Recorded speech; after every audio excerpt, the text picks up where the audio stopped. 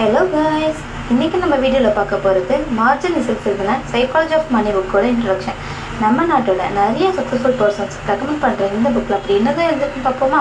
Introduction. The greatest to on earth. நான் college படிச்சிருந்த டைமில் லாஸ் ஏஞ்சல்ஸில் இருக்க ஒரு நல்ல ஹோட்டல் நான் வேலை பார்த்துட்டு இருந்தேன். அங்கே அடிக்கடி வரக்கூடிய கெஸ்ட்டு டெக்னாலஜி எக்ஸிக்யூட்டிவ் கொடுத்த ரொம்ப ஜீனியஸ். 20ஆம் நூற்றாண்டுலேயே அவர் ஒய்ஃபுக்கான டிசைன் ஒன்று பண்ணி அதுக்கு பேட்டன் வாங்கிட்டு இருந்தார்.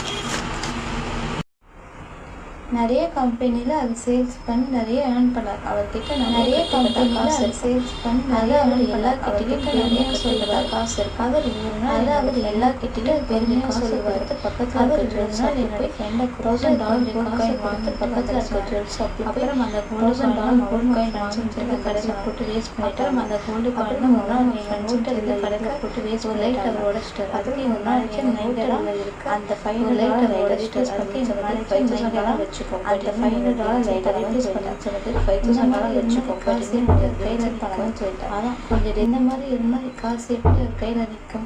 அதான் கொஞ்சம் ஸோ நம்ம பணத்தை கையாளும் போது எவ்வளோ ஸ்மார்ட்டாக இருக்குன்றதை விட எப்படி பிஹேவ் பண்ணுறோன்றது தான் இம்பார்ட்டன்ட். சில பேர் நல்லா ஏர்ன் பண்ணாலும் காசை தண்ணி மாதிரி வேஸ்ட் பண்ணுவாங்க. பட் அவங்கள விட சில பேர் கம்மியாக ஏர்ன் பண்ணால் நம்ம அதை சேவிங்ஸ் அண்ட் இன்வெஸ்ட்மெண்ட்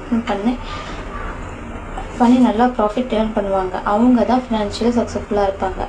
இந்த புக்கில் டோட்டலாக 20 சாப்டர்ஸ் இருக்குது. அப்கமிங் வீடியோஸில் எல்லா சாப்டர்ஸும் பார்க்கலாம் ஃப்ரெண்ட்ஸ். Thank you so much.